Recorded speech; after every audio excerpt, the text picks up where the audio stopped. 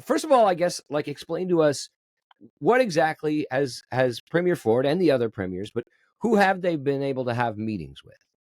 Well, they met with senators, including Kevin Cramer from North Dakota, who is a Republican, very close to Trump, was an early supporter of Trump.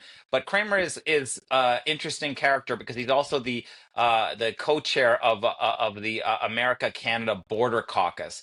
So he's someone who really understands the need for good relations with his neighbors. His state borders Saskatchewan and Manitoba, so he's works with Canadians.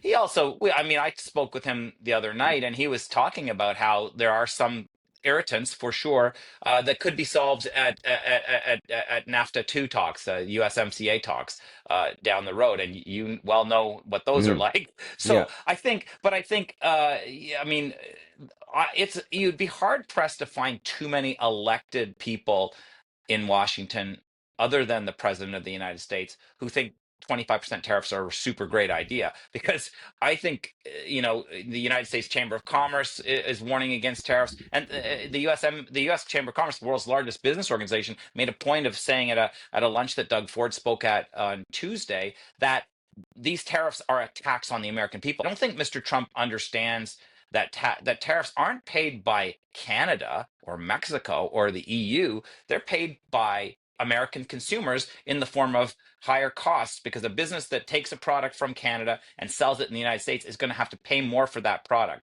Therefore, they're going to have to pass along that higher expense to their customers, presumably.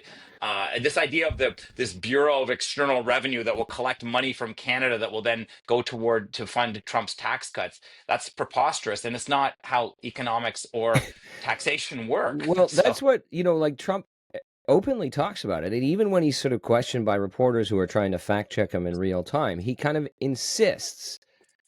He talks about it as if the Canadian government is paying the tariff to the American government, yeah. and that the economic, like, business transaction is aside from that. But just in case people don't know, and most of our listeners probably do know, but, like, the company that's importing the good into the United States, so typically an American company importing it into the United States, would have to pay that tariff, and then they're going to pass that cost along to their customers.